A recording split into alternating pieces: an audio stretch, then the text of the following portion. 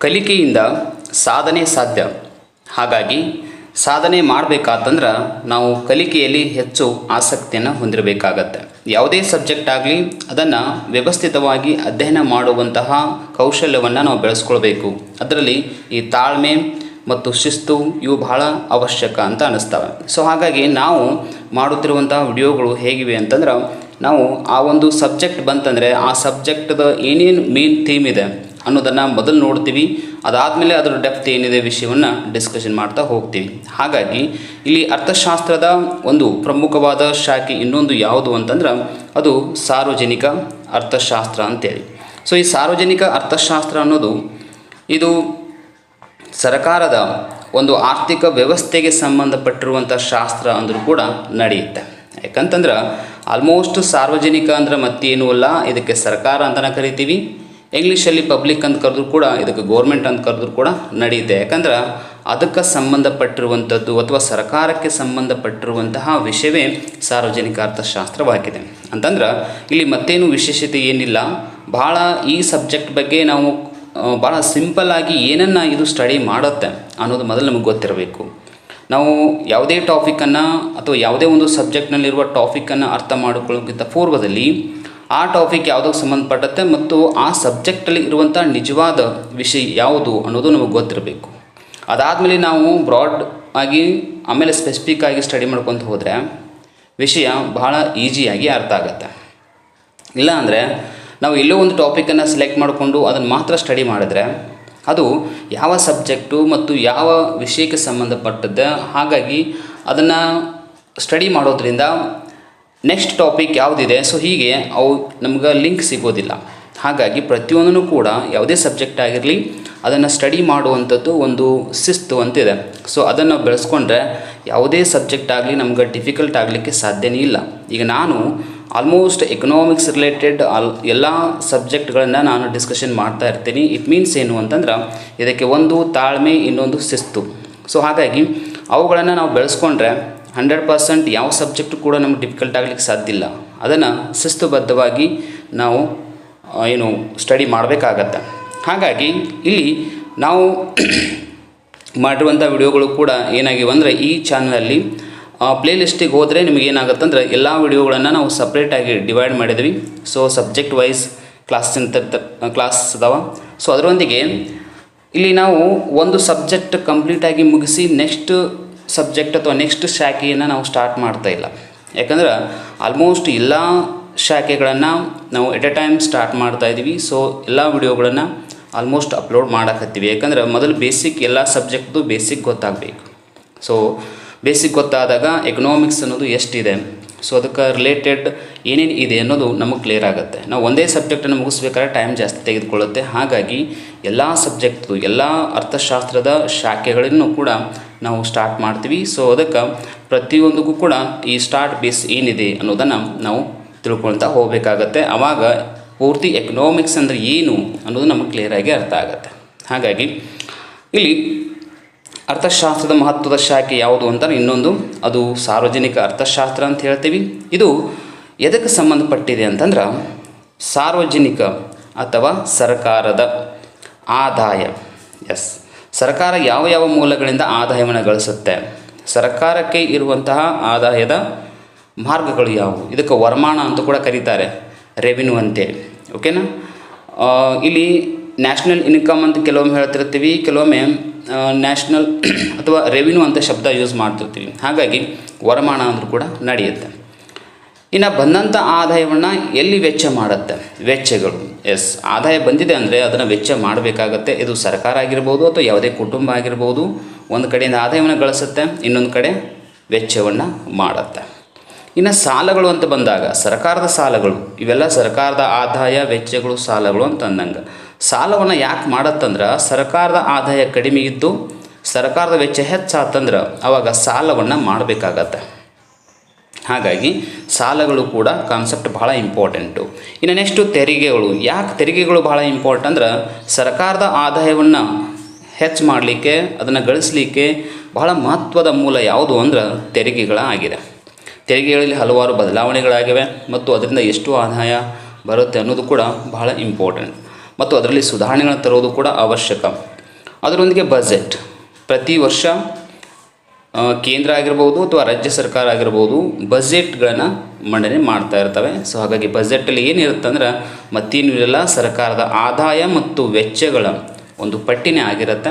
ಅದಕ್ಕೆ ನಾವೇನು ಕರಿತೀವಿ, ಬಜೆಟ್ ಅಂತ ಕರಿತೀವಿ. ಹಾಗಾಗಿ ಇಂತಹ ವಿಷಯಗಳಿಗೆ ಇನ್ನೂ ಮುಂತಾದ ವಿಷಯಗಳು ಬರ್ತಾವೆ, ಅವಕ್ಕೆಲ್ಲ ಸಂಬಂಧಪಟ್ಟಂತೆ ಅಧ್ಯಯನ ಮಾಡುವ ಶಾಸ್ತ್ರವೇ ಸಾರ್ವಜನಿಕ ಅರ್ಥಶಾಸ್ತ್ರ ಅಂತ ನಾವು ಕರೀತೀವಿ.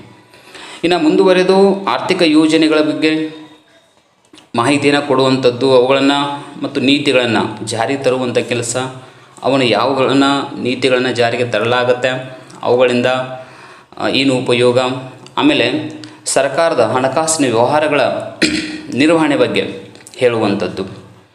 ಇಲ್ಲಿ ಕೋಶೀಯ ನೀತಿ ಅಂತ ಬರುತ್ತೆ. ಸೊ ಅವುಗಳಿಗೆ ಸಂಬಂಧಪಟ್ಟಂತೆ ಸರ್ಕಾರ ಹಣಕಾಸಿನ ವ್ಯವಹಾರವನ್ನು ಹೇಗೆ ನಿರ್ವಹಣೆ ಮಾಡ್ತಾ ಇದೆ, ಇನ್ವೆಸ್ಟ್ಮೆಂಟ್ ಆಗಿರ್ಬೋದು, ಇದರೊಂದಿಗೆ ಆರ್ಥಿಕ ಅಭಿವೃದ್ಧಿಯನ್ನು ಹೇಗೆ ಸಾಧಿಸಲಿಕ್ಕೆ ಸಾಧ್ಯ ಇದೆ ಅನ್ನೋದನ್ನು ಹಲವಾರು ವಿಚಾರಗಳನ್ನು ಈ ಸಾರ್ವಜನಿಕ ಅರ್ಥಶಾಸ್ತ್ರ ನಮಗೆ ತಿಳಿಸ್ಕೊಡುತ್ತೆ. ಆದ್ರೆ ಇವೆಲ್ಲ ಕಾನ್ಸೆಪ್ಟ್ಗಳನ್ನು ನಾವು ಸ್ವಲ್ಪ ಸೂಕ್ಷ್ಮವಾಗಿ ಗಮನಿಸಿದಾಗ ಇಲ್ಲಿ ಈ ಸೂಕ್ಷ್ಮ ಅರ್ಥಶಾಸ್ತ್ರ ಆಗಿರ್ಬೋದು, ಸಮಗ್ರ ಅರ್ಥಶಾಸ್ತ್ರ ಆಗಿರ್ಬೋದು, ಅಭಿವೃದ್ಧಿ ಅರ್ಥಶಾಸ್ತ್ರ ಆಗಿರ್ಬೋದು, ಅಂತಾರಾಷ್ಟ್ರೀಯ ಅರ್ಥಶಾಸ್ತ್ರ ಆಗಿರ್ಬೋದು, ಇವಕ್ಕೆಲ್ಲ ನಾವು ಕಂಪ್ಯಾರಿಸನ್ ಮಾಡಿದ್ರೆ ಈ ಸಬ್ಜೆಕ್ಟಲ್ಲಿ ಈ ವಿಷಯಗಳಿಗೆ ಸ್ಪೆಸಿಫಿಕ್ ಆಗಿದೆ. ಹಾಗಾಗಿ ಅರ್ಥಶಾಸ್ತ್ರದ ವಿಷಯವನ್ನು ಶಾಖೆಗಳಾಗಿ ಯಾಕೆ ಡಿವೈಡ್ ಮಾಡಿದ್ದೀವಿ ಅಂತಂದ್ರೆ ಇದೇ ಕಾರಣದಿಂದಾಗಿ. ನಾವು ಸೂಕ್ಷ್ಮ ಅರ್ಥಶಾಸ್ತ್ರದಲ್ಲಿ ಈ ಎಲ್ಲ ವಿಚಾರಗಳನ್ನು ಕಲೀಲಿಕ್ಕಾಗೋದಿಲ್ಲ. ಅದೇ ಥರ ಸಮಗ್ರ ಅರ್ಥಶಾಸ್ತ್ರದಲ್ಲೂ ಕೂಡ ಇವೆಲ್ಲ ವಿಚಾರಗಳನ್ನು ನಾವು ಕಲೀಲಿಕ್ಕಾಗೋದಿಲ್ಲ. ಹಾಗಾಗಿ ಸೂಕ್ಷ್ಮ ಅರ್ಥಶಾಸ್ತ್ರಕ್ಕೆ ಏನು ಸಂಬಂಧಪಟ್ಟಿದೆ ಅದನ್ನು ಮಾತ್ರ ಅಲ್ಲಿ ಕಲಿತೀವಿ, ಸಮಗ್ರ ಅರ್ಥಶಾಸ್ತ್ರಕ್ಕೆ ಏನು ಸಂಬಂಧಪಟ್ಟಿದೆ ಅದನ್ನು ಮಾತ್ರ ಅಲ್ಲಿ ಕಲಿತೀವಿ. ಅದೇ ರೀತಿ ಅಭಿವೃದ್ಧಿ ಅರ್ಥಶಾಸ್ತ್ರ, ಅಂತಾರಾಷ್ಟ್ರೀಯ ಅರ್ಥಶಾಸ್ತ್ರ, ಇನ್ನು ಅಗ್ರಿಕಲ್ಚರಲ್ ಎಕನಾಮಿಕ್ಸ್ ಅಂತ ಬರುತ್ತೆ, ಬ್ಯಾಂಕಿಂಗ್ ಎಕನಾಮಿಕ್ಸ್ ಅಂತ ಬರುತ್ತೆ. ಸೊ ಇವೆಲ್ಲ ಬೇರೆ ಬೇರೆ ಇದಾವೆ ಶಾಖೆಗಳು. ಅಲ್ಲಿ ಆಯಾ ವಿಷಯಗಳಿಗೆ ಸಂಬಂಧಪಟ್ಟಂತೆ ನಾವು ಸ್ಟಡಿ ಮಾಡ್ತೀವಿ.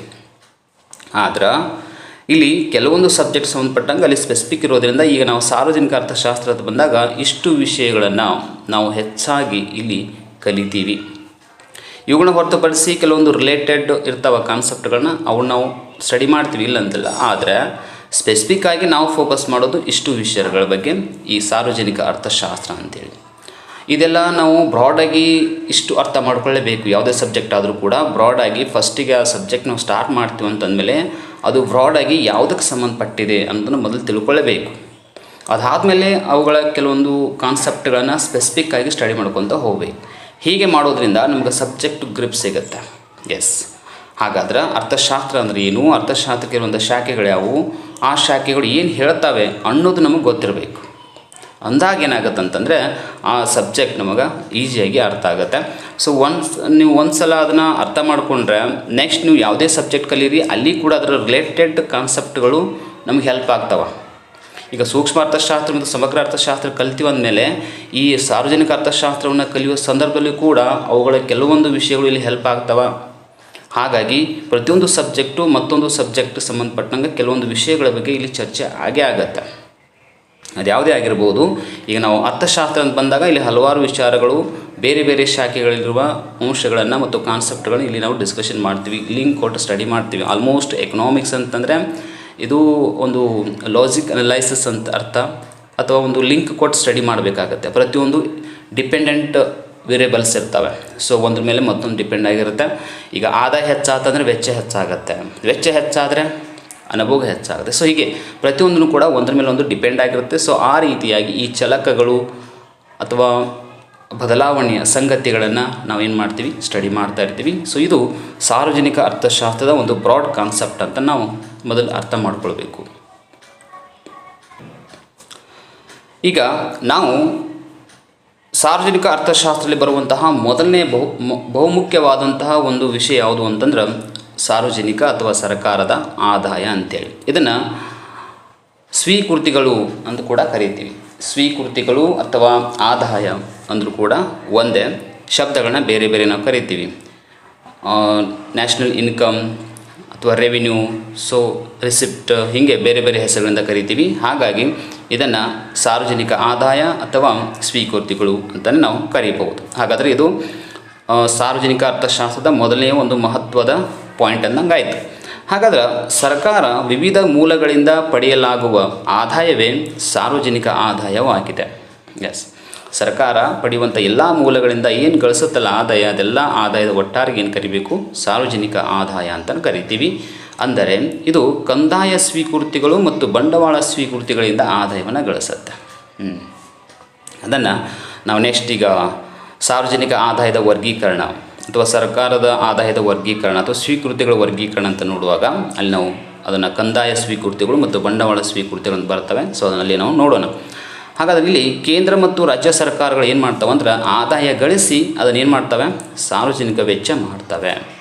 ಅವು ಯಾವುದೇ ಸರ್ಕಾರ ಇರಲಿ ಅದು ಆದಾಯವನ್ನು ಗಳಿಸ್ತಾ ಇದೆ ಅಂದರೆ ಮತ್ತೊಂದು ಕಡೆ ಅದು ಜನಕ್ಕೆ ಅಥವಾ ದೇಶದ ಕಲ್ಯಾಣಕ್ಕಾಗಿ, ರಾಜ್ಯದ ಕಲ್ಯಾಣಕ್ಕಾಗಿ ವೆಚ್ಚ ಮಾಡ್ತವೆ ಅಂತಲೇ ಅರ್ಥ. ಹಾಗಾಗಿ ಆದಾಯವನ್ನು ಗಳಿಸೋದು ಅಂದರೆ ಅರ್ಥ ಏನು, ಅದನ್ನು ವೆಚ್ಚ ಮಾಡಲಿಕ್ಕೇ ಅಂತ ಅರ್ಥ. ಉದ್ದೇಶ ಏನು, ವೆಚ್ಚ ಮಾಡಲಿಕ್ಕೆ ಅಂತಲೇ ಅರ್ಥ. ಸೊ ಹಾಗಾಗಿ ಇದು ಸಾರ್ವಜನಿಕ ಏನು ಆದಾಯದ ಒಂದು ಏನು ಅರ್ಥ ಮತ್ತು ಅದು ಯಾವುದಕ್ಕೆ ಸಂಬಂಧಪಟ್ಟಿದೆ ಅನ್ನೋದು ನಮ್ಗೆ ಕ್ಲಿಯರ್ ಆಯಿತು. ಇಲ್ಲಿ ಸಿಂಪಲ್ಲಾಗಿ ನಾವು ಅರ್ಥ ಮಾಡ್ಕೊಂಡ್ಬಿಡಬೇಕು. ಇಲ್ಲಿ ಸಾರ್ವಜನಿಕ ಆದಾಯದ ವರ್ಗೀಕರಣ ಅಂತ ಬಂದಾಗ ಇಲ್ಲಿ ಒಂದು ಸ್ವಲ್ಪ ಸಿಸ್ಟಮೆಟಿಕ್ ಆಗಿ ನೋಡ್ಕೊಂಡ್ಬಿಡ್ಬೇಕಾಗತ್ತೆ. ಇದನ್ನು ನೆಕ್ಸ್ಟ್ ನಾವು ಡೆಪ್ತಾಗಿ ನೆಕ್ಸ್ಟ್ ಕ್ಲಾಸಲ್ಲಿ ನಾವು ಅದನ್ನು ಡಿಸ್ಕಷನ್ ಮಾಡ್ತೀವಿ. ಈಗ ಮಾತ್ರ ಇಲ್ಲಿ ಏನಿದೆ ಅನ್ನೋದು ನೋಡ್ಕೊಂಡ್ಬಿಟ್ರೆ ಇದು ಸಾರ್ವಜನಿಕ ಆದಾಯ. ಇದರಲ್ಲಿ 2 ಭಾಗಗಳು ಬರ್ತಾವೆ, ಒಂದು ಕಂದಾಯ ಸ್ವೀಕೃತಿಗಳು, ಇನ್ನೊಂದು ಬಂಡವಾಳ ಸ್ವೀಕೃತಿಗಳು ಅಂಥೇಳಿ. ಕಂದಾಯ ಸ್ವೀಕೃತಿಗಳಂದ್ರೆ ಇಲ್ಲಿ ತೆರಿಗೆ ಆದಾಯ ಮತ್ತು ತೆರಿಗೆಯೇತರ ಆದಾಯ ಅಂಥೇಳಿ. ಇನ್ನು ತೆರಿಗೆ ಆದಾಯದಲ್ಲಿ ನೇರ ತೆರಿಗೆಗಳು ಮತ್ತು ಪರೋಕ್ಷ ತೆರಿಗೆಗಳಂತ ಬರ್ತವೆ. ತೆರಿಗೆಯೇತರ ಆದಾಯ ಅಂದರೆ ಆಡಳಿತಾತ್ಮಕ ಆದಾಯ ಆಗಿರ್ಬೋದು, ಸಾರ್ವಜನಿಕ ಉದ್ಯಮಗಳ ಆದಾಯ ಅಂಥೇಳಿ. ಇನ್ನು ಬಂಡವಾಳ ಸ್ವೀಕೃತಿಗೆ ಸಂಬಂಧಪಟ್ಟಂಗೆ ಮರುಪಾವತಿಯಾದ ಸಾಲ ಮತ್ತು ಬಡ್ಡಿ, ಆಮೇಲೆ ಆಂತರಿಕ ಮತ್ತು ಬಾಹ್ಯ ಸಾಲ ಅಂತೇಳಿ. ಸೊ ಇವು ಏನಂತಾರೆ ಸರ್ಕಾರಕ್ಕೆ ಬರುವಂತಹ ಆದಾಯದ ಮೂಲಗಳು ಅಂತ ನಾವು ಕರಿಬೋದು, ಆದಾಯದ ಮೂಲಗಳು ಅಂತೇಳಿ. ಹಾಗೆ ನಿಮ್ಗೆ ಗೊತ್ತಿದೆ ಇಲ್ಲಿ ಕಂದಾಯ ಅಂತ ಬಂದಾಗ ತೆರಿಗೆ ಆದಾಯ ಅಂತಂದ್ರೆ ನೇರ ತೆರಿಗೆ ಮತ್ತು ಪರೋಕ್ಷ ತೆರಿಗೆ, ಇವು ಏನು ಅನ್ನೋದನ್ನು ನಾವು ನೆಕ್ಸ್ಟ್ ಡಿಸ್ಕಷನ್ ಮಾಡೋಣ. ಆದರೆ ನಮಗೆ ಎಲ್ಲಿಂದ ಬರುತ್ತೆ ಆದಾಯ ಅನ್ನೋದು ಗೊತ್ತಿರಬೇಕು. ಇನ್ನೊಂದು ತೆರಿಗೆ ಆದಾಯ, ತೆರಿಗೆಯೇತರ ಅಂದ್ರೆ ತೆರಿಗೆಯನ್ನು ಹೊರತುಪಡಿಸಿ ಸರ್ಕಾರ ಬೇರೆ ಬೇರೆ ಮೂಲಗಳನ್ನು ಕೂಡ ಆದಾಯ ಗಳಿಸುತ್ತೆ. ಆಡಳಿತಾತ್ಮಕ ಆದಾಯ ಅಂತೇಳಿ, ಸಾರ್ವಜನಿಕ ಉದ್ಯಮ ಆದಾಯ ಅಂತಂದ್ರೆ ಸಾರ್ವಜನಿಕ ಉದ್ಯಮ ಆದಾಯ ಅಂತಂದ್ರೆ ಮತ್ತೇನೂ ಅಲ್ಲ, ಕೆಲವೊಂದು ವಲಯಗಳು ಸಾರ್ವಜನಿಕ ಅಥವಾ ಸರ್ಕಾರದ ಆಧೀನಕ್ಕೆ ಒಳಪಟ್ಟಿದ್ದಾವೆ. ಅದನ್ನು ಅಂಥ ವಲಯಗಳನ್ನ ಸರ್ಕಾರವೇ ನಿರ್ವಹಣೆ ಮಾಡ್ಲಿಕ್ಕತ್ತೈತಿ. ಅದರಿಂದ ಬರುವಂಥ ಲಾಭವನ್ನು ಏನು ಮಾಡುತ್ತಂದ್ರೆ ಸರ್ಕಾರವೇ ಪಡೆದುಕೊಳ್ತೈತಿ. ಹಾಗಾಗಿ ಅದಕ್ಕೆ ನಾವೇನು ಕರಿತೀವಿ ಅಂದ್ರೆ ಸಾರ್ವಜನಿಕ ಉದ್ಯಮಗಳ ಆದಾಯ ಅಂತ ಕರಿತೀವಿ.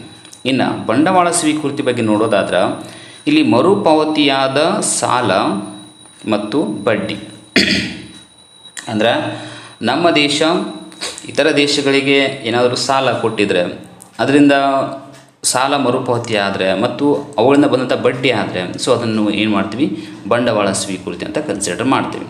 ಇನ್ನು ಆಂತರಿಕ ಮತ್ತು ಬಾಹ್ಯ ಸಾಲ ಅಂದ್ರೆ ಸರ್ಕಾರದ ಆದಾಯಕ್ಕಿಂತ ಸರ್ಕಾರದ ವೆಚ್ಚ ಏನಾದರೂ ಹೆಚ್ಚಾಗಿದ್ರೆ ಆವಾಗ ಸರ್ಕಾರ ಏನು ಮಾಡಬೇಕಾಗತ್ತೆ, ಆಂತರಿಕ ಮತ್ತು ಬಾಹ್ಯ ಸಾಲವನ್ನು ಪಡ್ಕೊಳ್ಬೇಕಾಗತ್ತೆ. ಅಂತಂದ್ರೆ ದೇಶದಲ್ಲಿ ಸರ್ಕಾರ ಯಾವ ಉದ್ಯಮ ಸಂಸ್ಥೆಗಳಾಗಿರ್ಬೋದು, RBI ಆಗಿರ್ಬೋದು, ವಾಣಿಜ್ಯ ಬ್ಯಾಂಕ್ಗಳಾಗಿರ್ಬೋದು, ಅಥವಾ ಯಾವುದೇ ವಲಯ ಆಗಿರ್ಬೋದು, ಅಲ್ಲಿಂದ ಆಂತರಿಕವಾಗಿ ಸಾಲವನ್ನು ಸರ್ಕಾರ ಪಡ್ಕೊಳ್ಳುತ್ತೆ.